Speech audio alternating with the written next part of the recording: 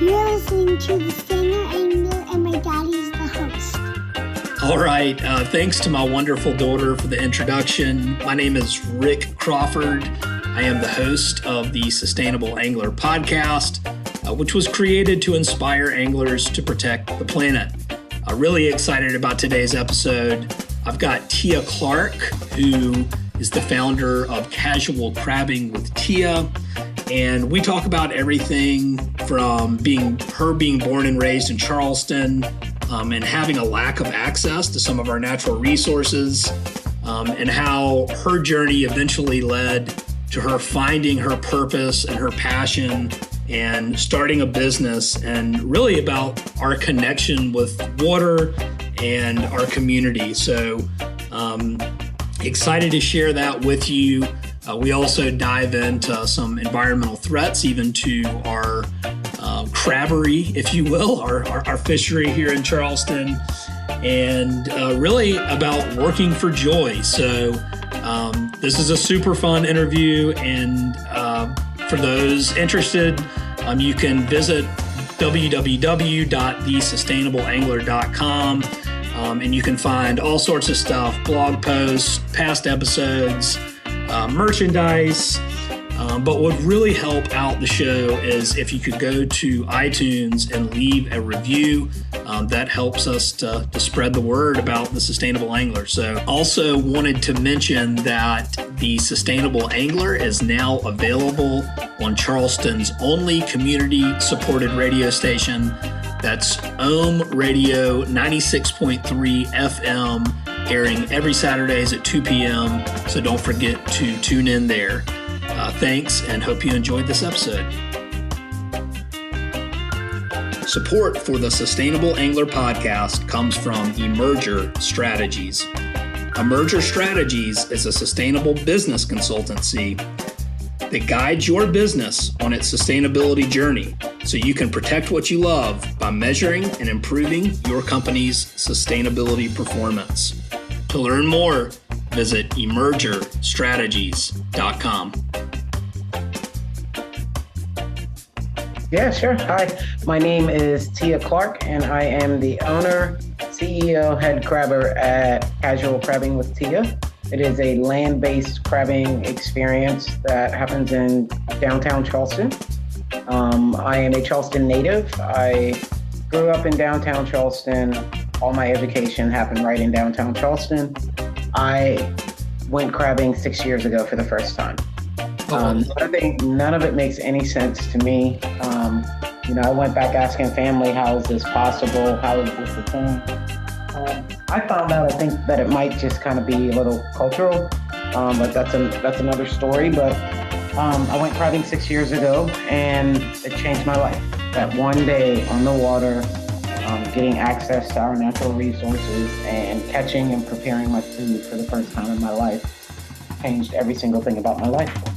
I worked in the food and beverage industry for 20 years, and that's what I thought I was going to do to the day that I died. I had plans drawn up to open my own bar, and then a family member took me crabbing 6 months later. No way. That's that. So we got to dive in a little bit deeper on that. You tell me where to start. I've told that story 1,000 times. I mean, it's really something, Rick. It's been the most amazing 6 years of my life. But the fact that I'm still doing podcast interviews and still telling the story 6 years later is really exciting as well too. Yeah. So, well, I love what you said, because I think part of it, talking about like access to natural resources, right? And like that's such a big part of the fishing world in general. Like, how can I access and to even put myself in a position to catch something and then take it home and eat it, right? And yeah. So would you expand a little bit on that, if you don't mind? Yeah, absolutely. So wait, which part do you want me to expand on? Because I can go either way there. Why don't we talk about getting access to natural resources? I mean, just being able to get out and go. Well, I mean, I honestly feel like that's a big part of why I didn't go crabbing until 6 years ago. Like I grew up in downtown. I think what it is everyone thinks that you have to be rich, you have to own a boat. Those are the only ways that you get to enjoy the water. And I was one of those people. That's why I'm saying that. Right. Because any place that could have given me access to water, I definitely didn't feel like I belonged there. Either there was just like old men there, or I felt like if I was going to go there, someone is going to say, "Oh, you can't be here." Like it's just water. I guess having a relationship with the water has a really luxurious look to it to everybody else. So the fact that I didn't really feel welcome there, and when I say welcome, like you got to understand, this is just coming from my point of view. I grew up in downtown Charleston. I had 2 hours every day to roam around downtown Charleston before my mom got off work, before she met me at my grandmother's house. Every day, I would walk different areas of downtown Charleston, not once. Just think about that. All the little creeks, all the little water and stuff that's around. All the years I did that, I never ended up like next to the water because something drew me into the water. You know, it's not like something's going on that looks so inviting that I'm just like, oh, let me go see what that is. I'd never had that experience, but I would walk the streets of downtown Charleston every day.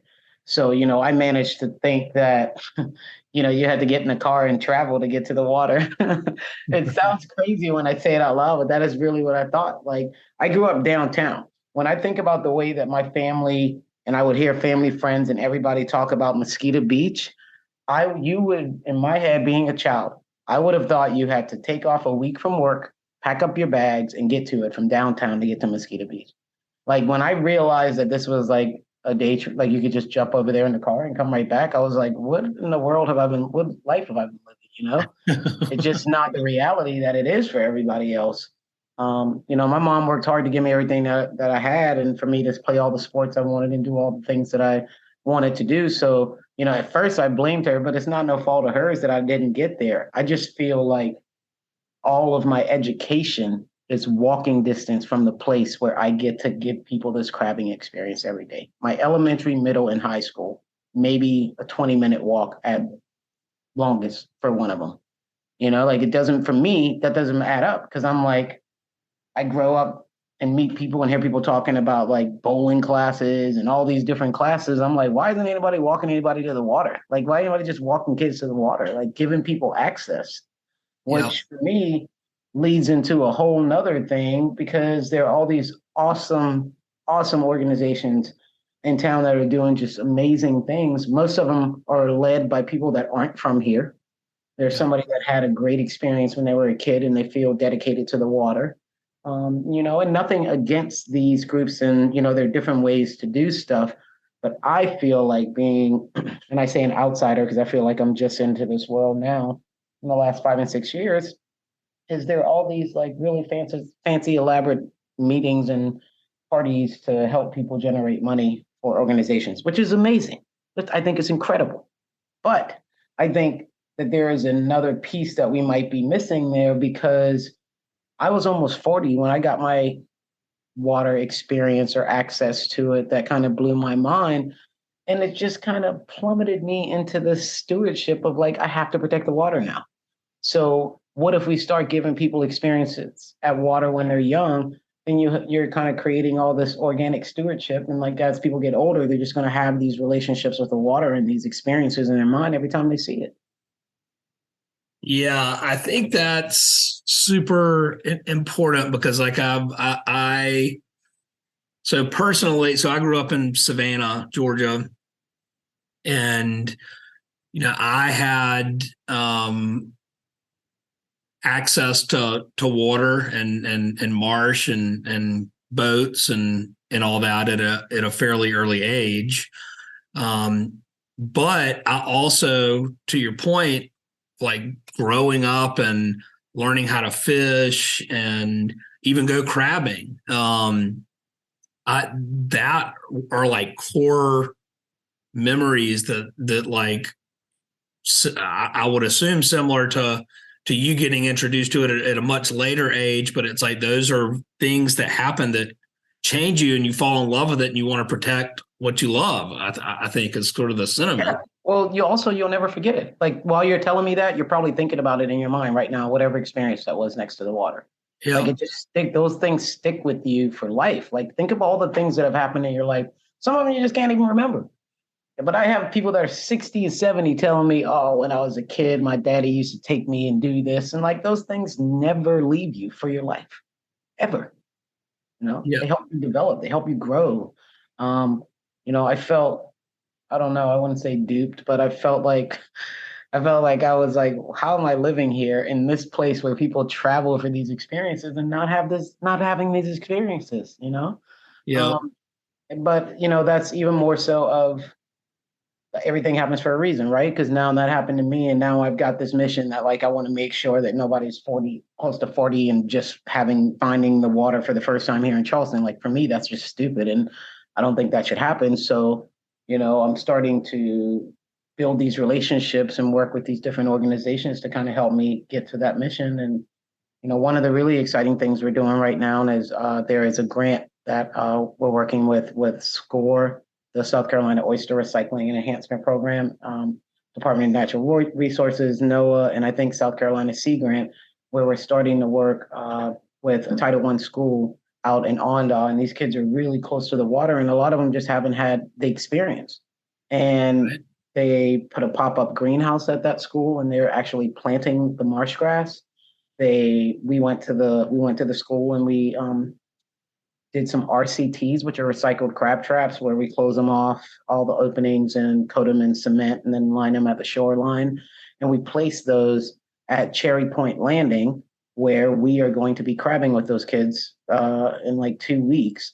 And then they're going fishing again this season. And it's like they're having all these experiences that they're never, ever going to forget, ever. And that they would not have. Is that right? Is that fair to say they would not have unless y'all were taking them out there with this grant money? They wouldn't have it probably at this age. Life, Yeah. their families, you got to think about that. Like a lot of kids, like their families are working hard to provide them. Like they may not have time to take them to that water to give them that experience. So that's why they don't end up getting it until they're older. And I think it's important to get it when it's younger. I really do. And I crab with kids and older people, and you just see power. Like it's not even just about catching the crabs. Like the kids are building their confidence. Like they're growing into the people that they are. They're overcoming these things, and like it's just really cool to watch. It's really, really cool to watch and to be able to facilitate that for people. To actually help people do something that brings them joy. And there's so many things that put stress on you. Even young kids, they go to school now and that's stressful, and it's like, here's this space that you can just go to and kind of let everything else be quiet. And I just find a lot of power in that. I feel like now as an adult, I notice more. I'm more aware of the way that I react to things, who I am, because of this experience. Like going outdoors, this is my new thing. Is like I'm feeling like I'm noticing that my brain processes things differently when I'm outdoors than when I'm indoors. And that could even be just riding in the car. Like something riding in a car could kind of get me all worked up. But if I'm outdoors, I kind of like always take a deep breath and then I just laugh about it for a minute. Or I don't know. I just like notice that I react to things differently because of my environment. And this is the first time that I've started controlling my environment was this whole journey, I mean, I never even thought I was going to the water. I mean, I smoked cigarettes and I lived the pretty stereotypical food and beverage life. And I quit smoking cigarettes and my health declined. And then I was covered in hives, had total body inflammation. My right hand was swelling where I couldn't even like close it and make a fist. And I was just feeling really bad. And I went to the hospital and they couldn't help me. They sent me to National Allergy. They couldn't help me. And now this is like 6 weeks after all of this. And I'm ready to die. I mean, like I'm ready to just give up. And someone from National Allergy referred me to a holistic PA. And that woman put me on an elimination diet. And it caused, I mean, my pant size was almost 50 inches in 2017. And now it's 36. But It caused me to, like, I've lost all this weight. I started feeling good. Like, this woman's like, you should get active. And I really was just like, I'm not doing that. And then I went back to my bar life. And then my big family had a wedding and I started seeing some family members I hadn't seen. And one of them, I told him what was going on with me. And he suggested that I come crabbing with him. and he took me crabbing for the first time. And we caught blue crabs, we caught shrimp. He taught me how to throw a cast net, and we took that bait and we caught a whiting. And then I went home and prepared that food. And that was the first time that I'd ever did that. And it also just brought all this stuff back to me. Like now I know I have to have those experiences. Like I have to go catch my food. Like I need to have that bond. I didn't know that that was a thing. And I feel more connected to what I'm eating. It's the first time I've cared about what I'm eating in my life and paid attention to it. So I'm trying to catch and prepare as much stuff as I can. But it's, for me, it's just, I never knew that that was something that I needed. It was like the missing piece of the puzzle for me. And now I'm just going to do everything I can to nurture all these things that I'm finding out about myself, because the things that I thought made me tick do not at all. Yeah, well, I think too, like is listening to your story about this, it's the same in a lot of places where, people sort of grow up in a concrete jungle, and they're not connected to nature, and it's all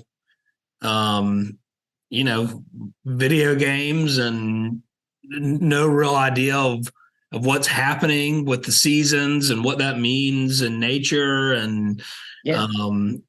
All of that, I think, is super important to sort of just understand your not only your environment, but actually get connected to it. Oh my God. It is mind blowing to me where I am now from where I was 6 years ago. The connection, not only with my food, it brings a connection the way you live. So then you have community. Yeah. My family, because I've been cooking now with family members, like I'm catching this food, feeding my mom, my aunts, cooking with all of them together. Something I never thought I would even get to have. I mean, all of that from that one day of me getting on that water. Like I got to have just this incredible experience earlier this year for Charleston Wine and Food.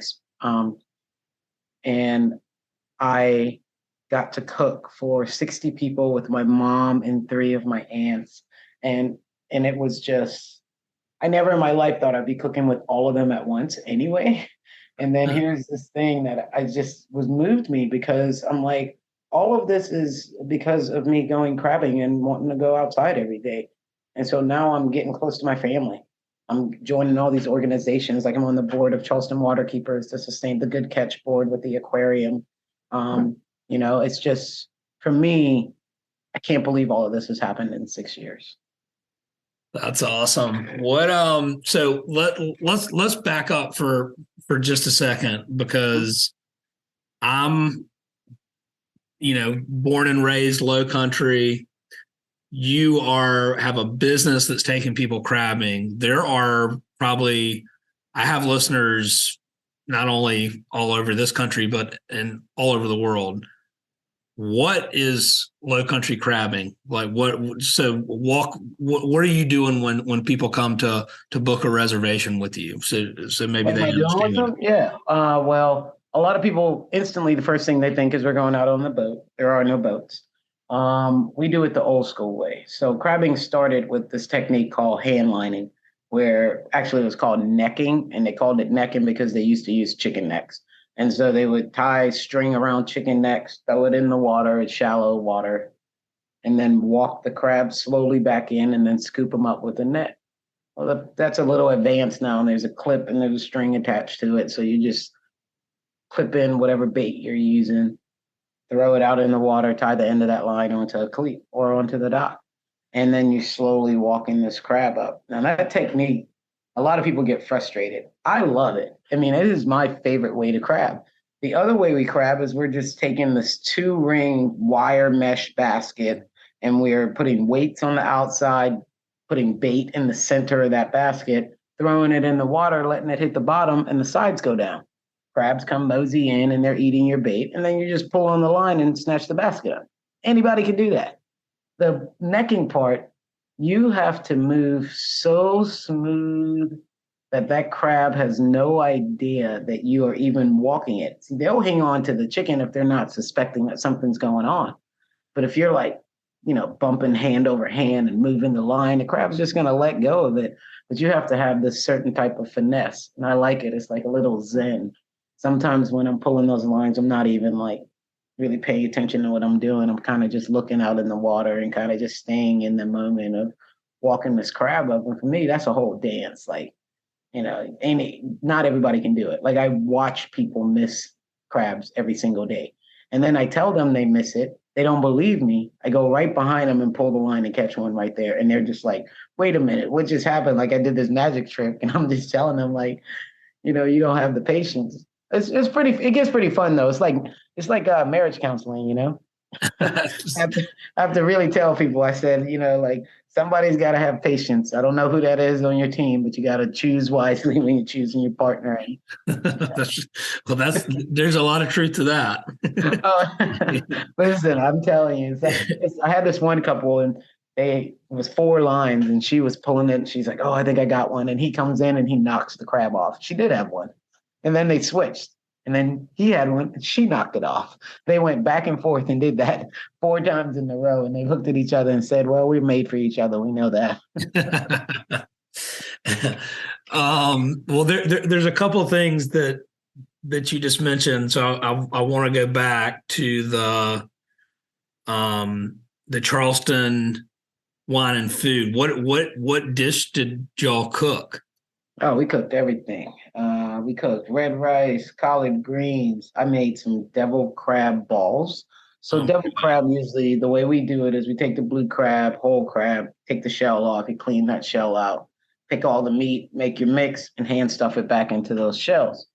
But for like big parties and stuff, I like to do just the balls. So you can just make a platter of these balls and people they love them, So I did devil crab balls, red rice, macaroni and cheese, collard greens.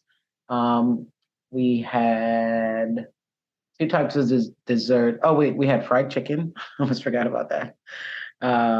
And then we had a strawberry shortcake that my aunt makes and a sour cream pound cake that is just amazing that I've grown up eating. That's really good, warmed. And then, of course, we had tables of blue crabs, fresh blue crabs that I dumped out, taught people how to pick blue crabs as well. It was beautiful. The beautiful sunset on Sullivan's Island in the backyard of a home on the water. It was spectacular. That has me drooling. Those are all some of my favorite things in the world. Devil crab. I haven't had a devil crab in a while. I need to get on that.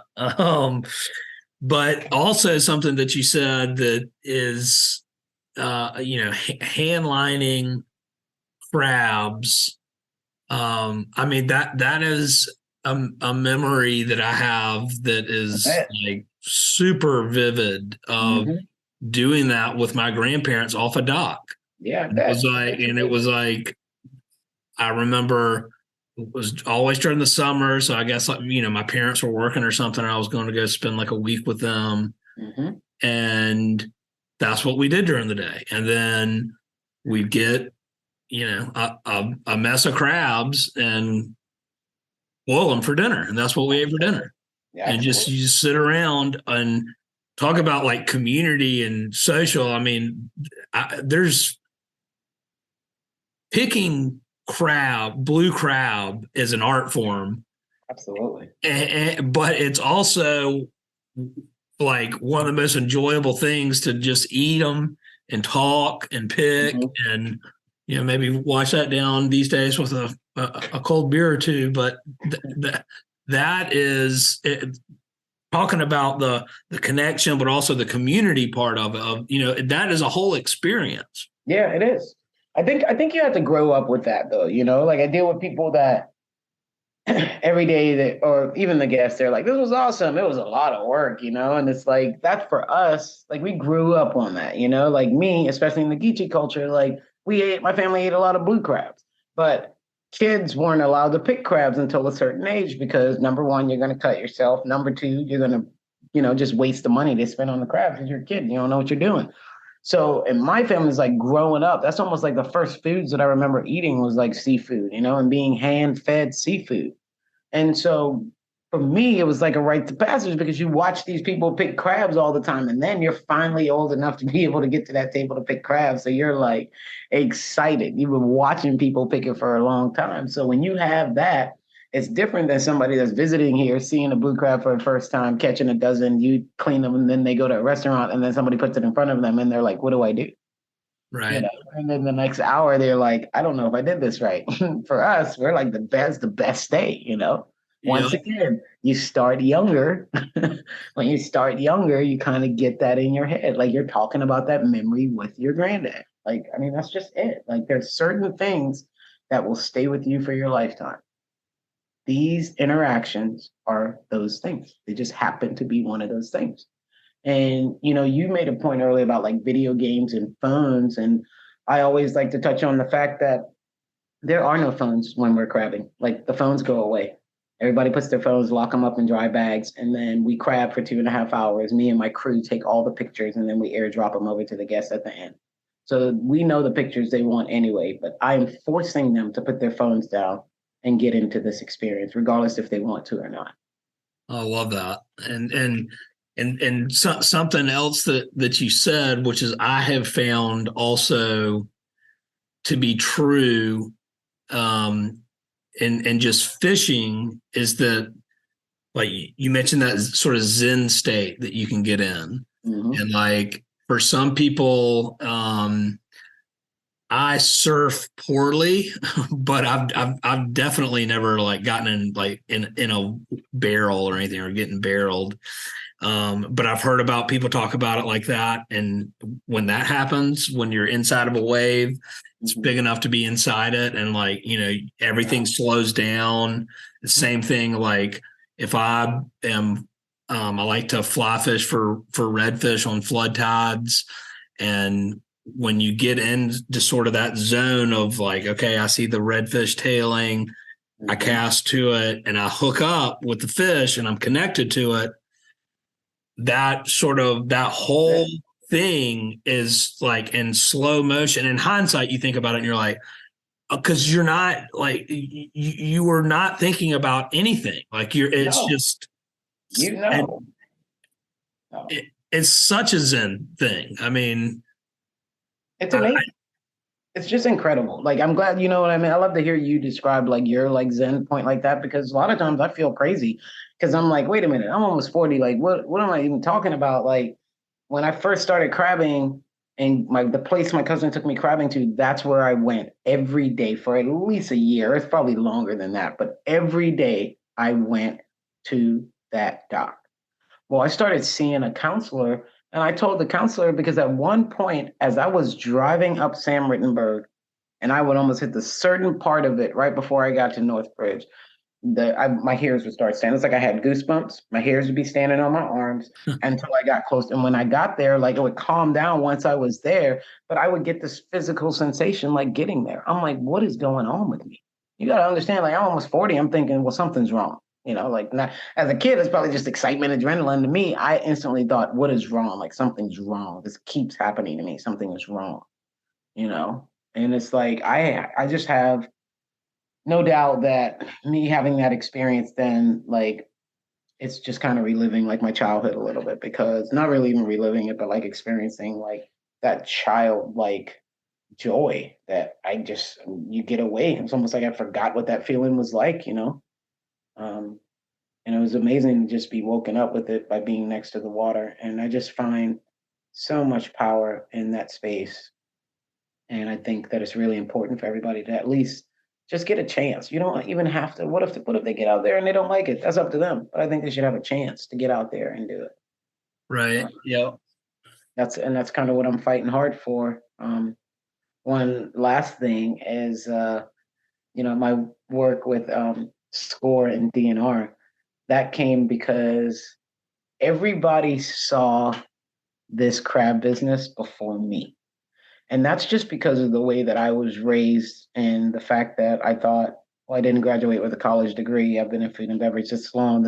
I don't know what else I'm going to be able to do to make money to provide for myself for this lifestyle that I started. Like, that's the way that I was kind of living my life. And now I've been slapped in the face and proven wrong that, I can live beyond my wildest dreams and just for joy and not for money. But when people would see it, I would go out every day and they'd say, or I'd invite somebody to go with me, and they'd be like, "This was awesome. People would pay you to do this," and I'm like, "No chance, no chance. I'm not doing that." Like anybody that saw it before me, I would just naysay it. And then after I started crabbing and started like taking people out, one person said, my buddy Robbie, who actually was a friend that took me out on a boat for the first time. He booked a fishing charter and took me out with my friend John Fuss with Holy City Fishing Charters, which for me, it was the first time that I ever got to see Charleston from the water. Wow. And I remember John being blown away that here's this grown adult sitting in his boat going, "I'm born and raised from here. This is the first time I've ever viewed Charleston like this." That was like less than a decade ago. Like none of it just makes any sense. But, everybody else that saw, that believed in the crab business and saw it before me, I'm so grateful for. But they would say, "You should do this. People would like this." And I would say, why would I let people come to my hometown and just take stuff out of the water? Why would I do that? And then when I started crabbing with people, I realized that I was actually helping the water because everybody 16 and up purchases their own saltwater license to come out with us. And that goes to Department of Natural Resources. That goes to the SCORE program, who we partner with, volunteer with once a month, build MWRs. We have 40 MW or 30 MWR artificial oyster reef, which is manufactured wire reefs. We have that placed at the marina where we crab with folks every day. So when they show up and they're like, "Yeah, we're ready to crab and take stuff out," then I'm able to let them know that they're actually helping us put stuff back in just by purchasing those licenses. And for me, I felt like that was the balance. Like if that wasn't a thing, I don't think this business would exist. Like I needed something that could feel a little balanced, even if it wasn't completely, because I just couldn't imagine taking people crabbing every day, having strangers come and just take. Like, how would that work? And then I'm like, oh, well, they're not taking, they're helping. And now we're putting these reefs back, which is putting life back in the water. We're building habitats. Like, we're just like, it's crazy what's happened. And all of that happened from 6 years ago, from one day, from 6 years ago. But I feel like I have to do all these things. Not that I feel like I want to do them or they'll be cool to do them. I feel like I have to do these things in order to have success for my business and also just to protect the water that I want to use. Well, I think what's kind of crazy is that like and crazy in like the best way, because like I have listening to your story and talk about this, and I'm sure this is true for anyone who was like, for me, it was fishing. But you just, when something, and I'm saying this from my personal experience with it, but I'm sure there's plenty of other people who have had similar experiences. But for me, when I've like really fell in love with fishing and really started to understand, like you mentioned earlier, like, okay, well, we threw a cast net and we caught shrimp, and then we put that on a hook and then we caught a fish, like just sort of these things that are interconnected and that you're part of a system and you're a part of it. You're not separate from it. Like you are within that system. That to me was when I was like, oh, and exactly to your point with building oyster reefs from recycled oyster shells, it's like, then you go, well, I actually have a responsibility to give more than I take from the resource as a user of the resource. Like if I don't do this and set, do, which is what is right in my opinion, then, I'm part of the problem. Like I can't just take, I have to give back. And that to me is, that's the definition of conservation. That's how you could define sustainability, right? It's like if we don't do these things to ensure the long-term sustainability and basically show respect for these resources, then they will go away. Yeah.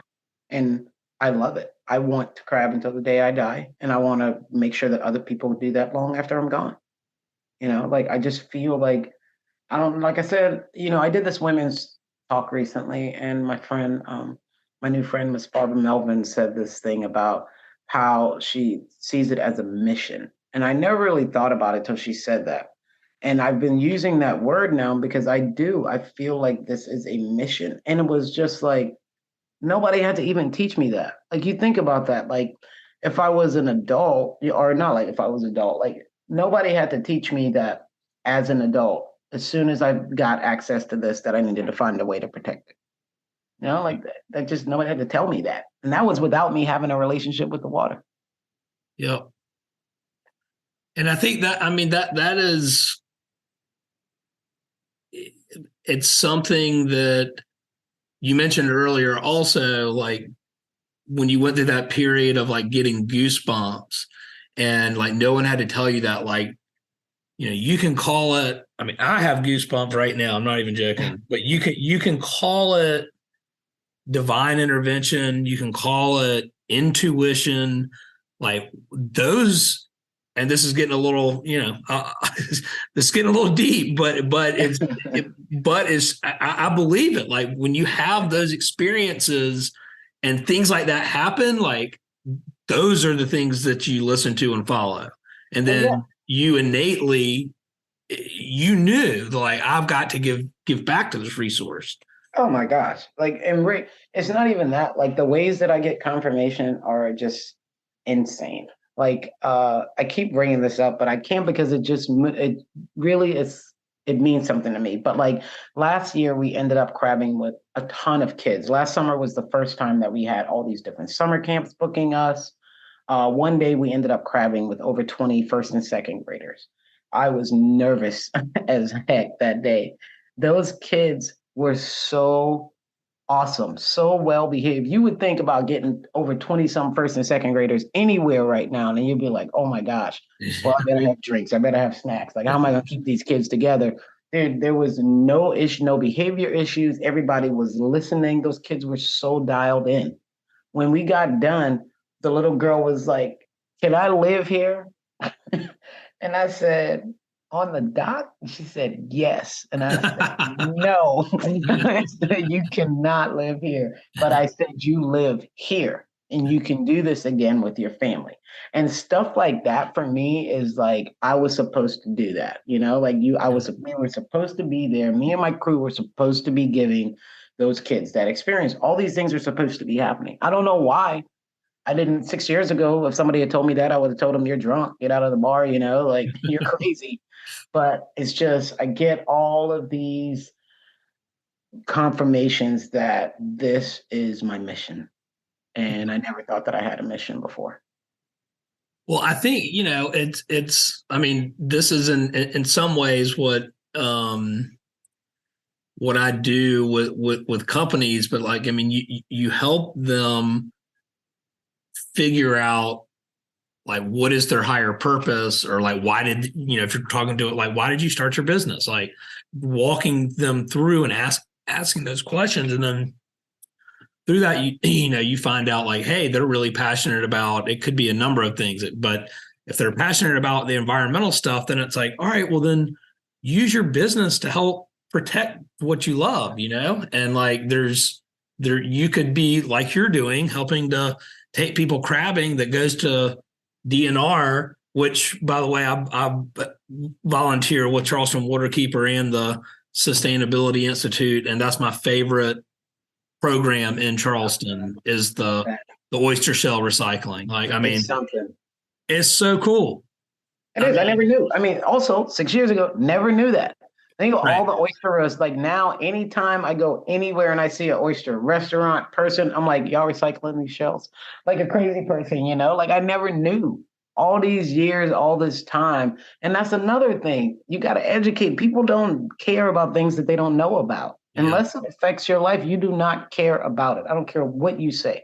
Yeah. It has to affect you in some kind of way. But if you don't educate people on these things, they don't know. So when I started experiencing all this stuff for the first time, I of course go to social media. I'm posting anything I catch. I'm posting my volunteer stuff, and I get all these messages, and people are like, "Hey, I want to bring my kid to do this? I never knew that was going on. I never knew this." And then, DNR kind of has like the stigma with them that if anybody hears DNR, they don't think of my natural resources, a building that I can go to get education.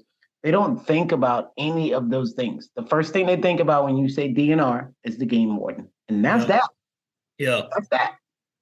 They don't think of anything else from that program. And I feel like they're getting shafted, like I know that Department of Natural Resources doesn't like promote like private businesses, but I feel like there are a ton of collaborations that they can do around town that can really get more of the word out because the community literally wants to know these things, but you may have to put it in their face because they don't come out to get it.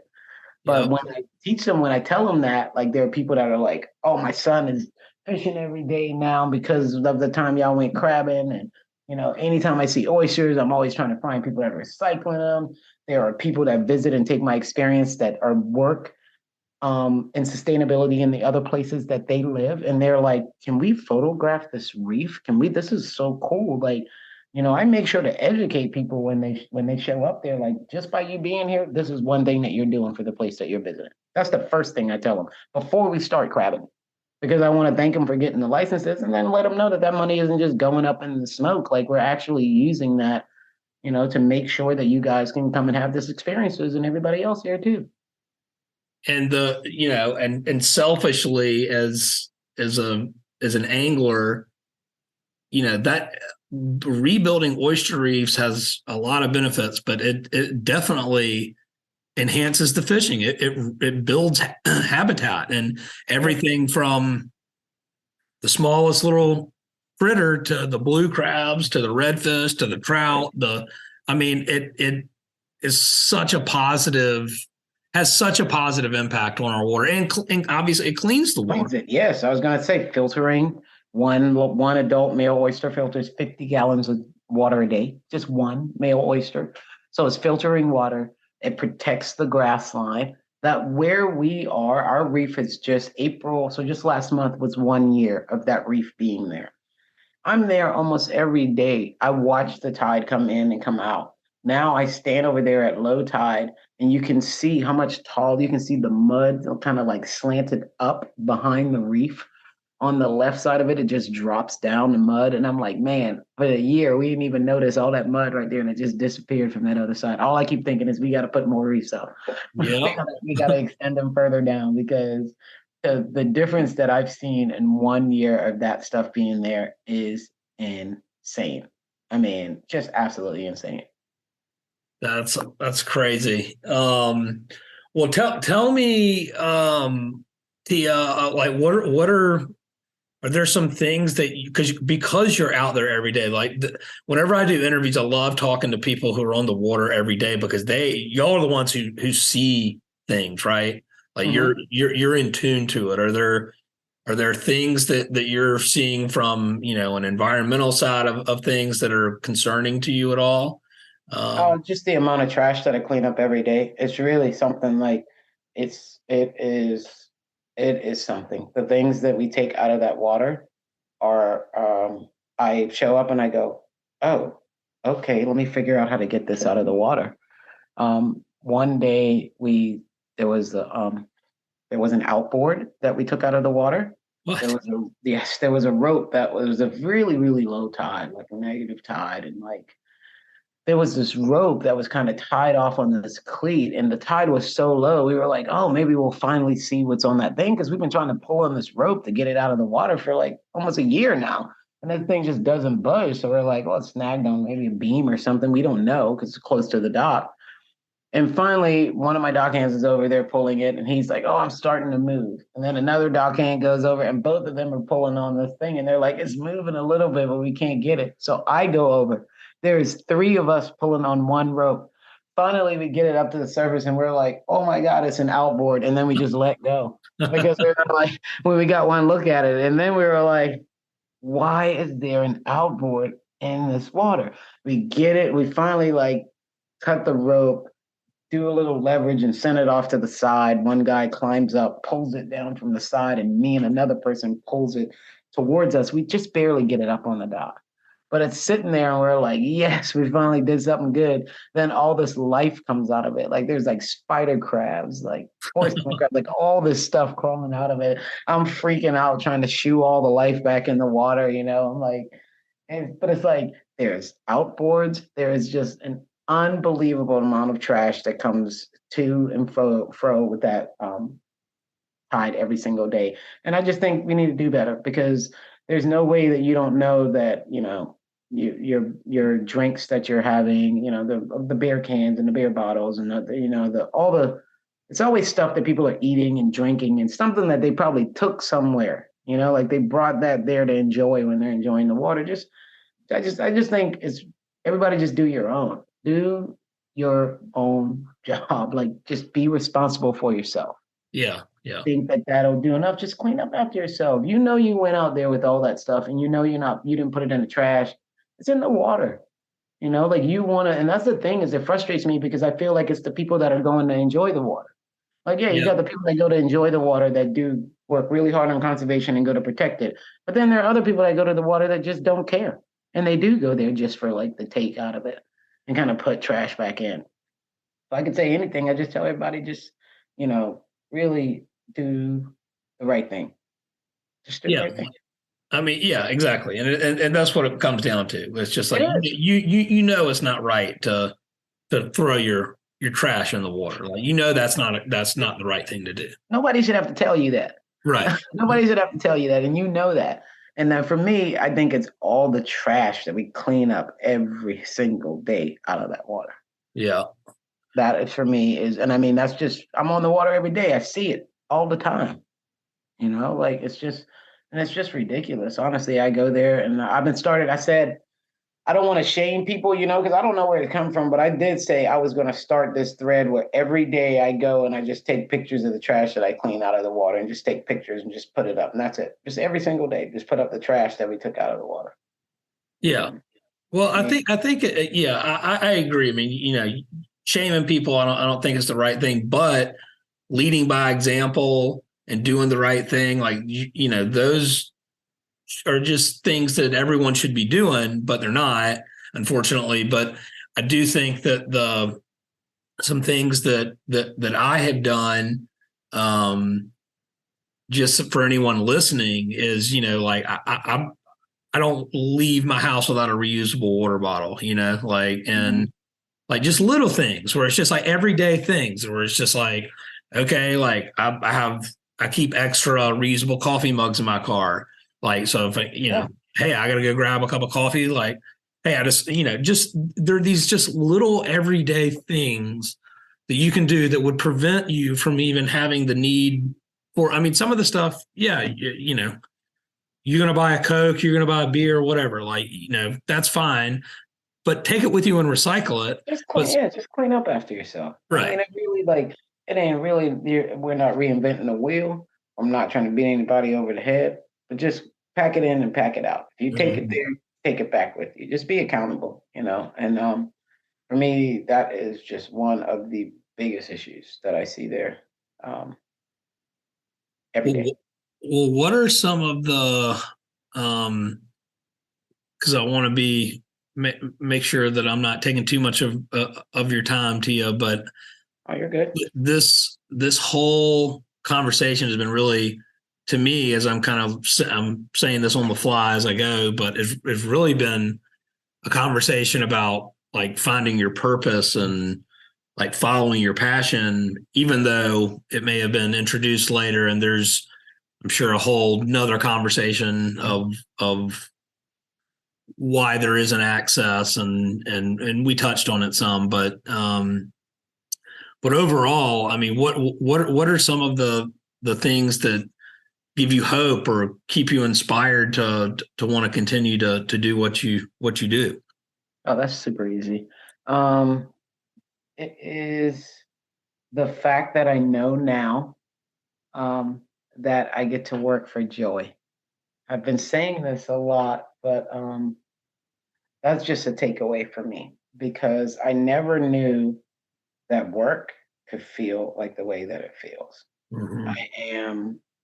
I am so empowered by the fact that something that I was just passionate about has made it so that I could create this world for me and other people to exist in. Like, it was just my passion, you know. I went crabbing. My cousin took me crabbing in 2017. At the beginning, January 2017 is when I went crabbing. And it was July 2018. So that's how long it took for people to wear me down and to beg me to go crabbing for me to decide, okay, maybe I'll give it a shot. Because I was still behind the bar just telling all these people no, I didn't want to take them crabbing. And then um, my friend created a Facebook page. And then one day I got a link sent to me through that Facebook page to join Airbnb experiences. And I said I wasn't going to do it. And my wife signed me up for it. And they accepted that in July. So in July, I hosted my first Airbnb group at Brittle Bank Park.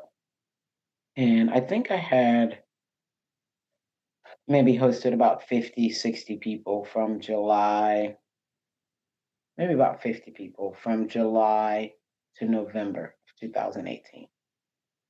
And you got to understand, like, that time for me, I was nervous. When I would be behind the bar and I would get a booking that would say there are people that you're like, there's a family of 4 that I'm crabbing with tomorrow. I'd shut down the bar at 3 o'clock and go home, and I'd be at the dock at 10 o'clock getting ready to set up for these people. So those experiences to me were the ones where I was really learning, right? I'm by myself. I'm still learning how to tie fishing knots. And I'm just like not feeling that confident. But from July to November, just my passion for what I was doing made it so that Airbnb had chosen me as one of the top 4 exceptional hosts in their worldwide market. In Wow. just months. I never knew that I could do something that made me happy, like really make me happy. And to know that now I know what real happiness has felt like too. But the inspiration for me is the fact that where I felt like I wasn't confident, right now I'm confident in myself and my experience and the experience I'm giving guests. That time before that thing got that ranking was probably, if I had to look back, I would think would probably be some of the worst crabbing experiences I hosted, but they weren't. They were the best. And even the reviews said so. And I didn't even have to say so. And that for me was eye-opening. It was eye-opening. Other people put me there, but when I got there and started seeing what I was doing with just putting a little bit of myself into this thing, like that was all the inspiration I needed right there to keep going. And I wanted to keep feeling that feeling. I wanted to feel happy every day when I was done with work. I want to feel happy every day when I'm going to work. And I didn't know that that was the thing. And so, you know, I took a lot of inspiration from those early years and those early months of building this. And now I'm so grateful and proud for what I built. And I hope that it continues to inspire other people. We get a lot of feedback from the people that come crabbing, and, you know, just families telling me that their kids just want to go crabbing all the time. Like adults thanking me for kind of giving them something to look forward to and getting them back on the water, and, you know, just all these different things that we're helping people to do, like the crew and I. It's all I need to keep going every day. Well, that's awesome, and super inspiring. And I think that I don't know, this could be a case study in the power of purpose and following your passion and getting outside of your comfort zone and what that can do for you. But I guess I'll say, because we've been talking about this the whole time, right? Is where can people go if they want to go crabbing with you? They go to casualcrabbingwithtia.com. We have dates and times up for all year. They're based on the tides. And our normal sessions are up to 12 guests, the public sessions, and you can catch and release or keep what you catch, anything legal size. Anything that we catch, we all split evenly. And but we do a lot of large groups. We've hosted a group of 60 where we've done 2 back-to-back sessions with groups of 30. But casualcrabbingwithtia.com, Casual Crabbing with Tia on Instagram, Facebook, YouTube. Come see us. That's awesome. Well, all right. Well, thanks for listening to the Sustainable Angler Podcast. Special thanks to Tia Clark, Casual Crabbing with Tia. Super fun episode. And for those who are interested, we do have a website. It's www.thesustainableangler.com, where you can find blogs, past episodes, merchandise. But really what helps the podcast out a lot is if you can leave a rating and review on iTunes.